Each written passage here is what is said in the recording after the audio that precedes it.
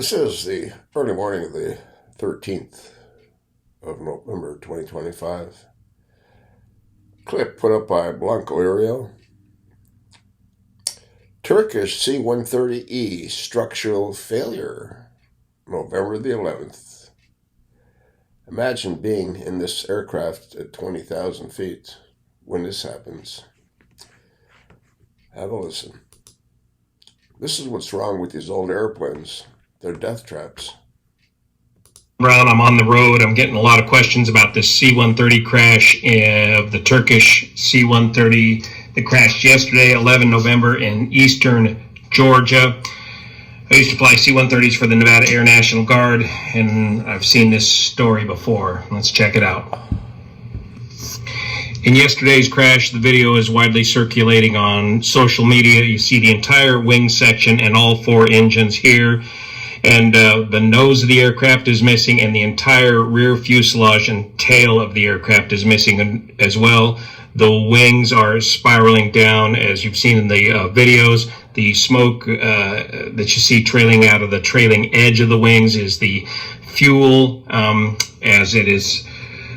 The wings are winding down. The centrifugal force of the fuel in the wings is getting moved out to the outboard sections of the wing, and that's coming down. But what's of importance to investigators, and where we've seen this before, is the number 2 propeller. The loss of the number 2 propeller, the lack of a prop right there on that number 2 engine, indicates to me that this is another case of the Hamilton standard propeller failing catastrophically here on the number 2 engine and severing the fuselage right next to the propeller. Once that fuselage is severed right next to the number 2 propeller, the flight controls are severed.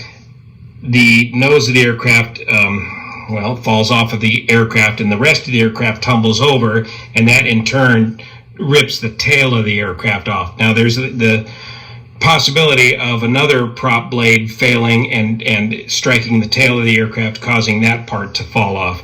And the reason I say we've seen this before, because it was in July 10th of 2017 when the U.S. Marine Corps Yankee 7-2, the KC-130T, went down near Itabena, Mississippi, with the very same situation. It was the number 4 blade. These are 4-bladed props on the Hamilton standard propellers. The number 4 blade on the number 2 engine failed catastrophically. By the way, Yankee 7-2 failed at 20,000 feet. This aircraft had its failure at 24,000 feet. That number 4 blade of the number 2 engine went through the fuselage of Yankee 7-2 and lodged in the fuselage, severing the fuselage, the nose section off of that aircraft. And it also was such a catastrophic hit to the aircraft that the number 3 propeller, the inboard prop on the other side of the fuselage, also came off and severed the tail of Yankee 7-2. And so Yankee 7-2 was a complete loss, in-flight structural failure, very similar to this accident. There were 16 fatalities aboard Yankee 7-2. During the investigation of Yankee 7-2, they found that it was corrosion at the shank of the propeller that caused the propeller blade to fail. And that was the result for Yankee 7-2.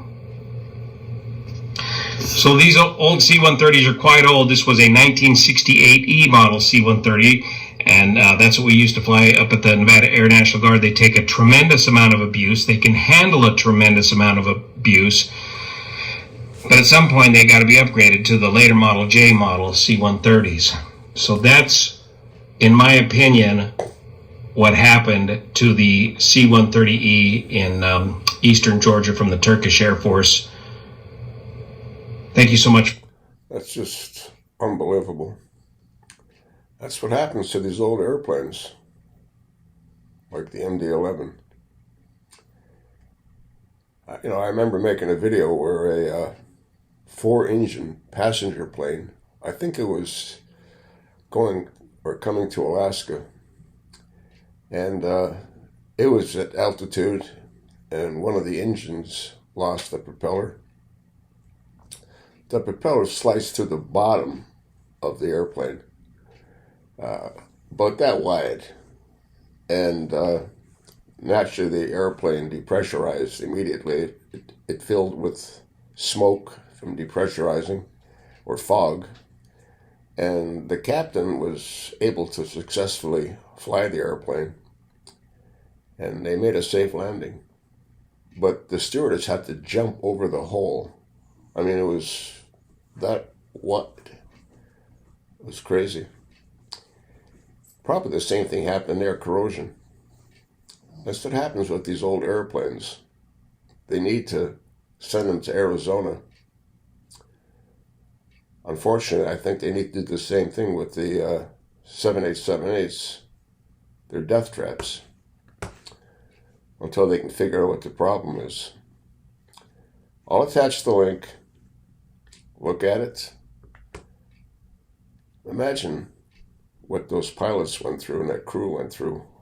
The back of the plane was cut off, and the entire front of the plane was cut off. Well, they died pretty much instantly at altitude. Pass it along, folks. I cannot do this alone. And thanks for listening.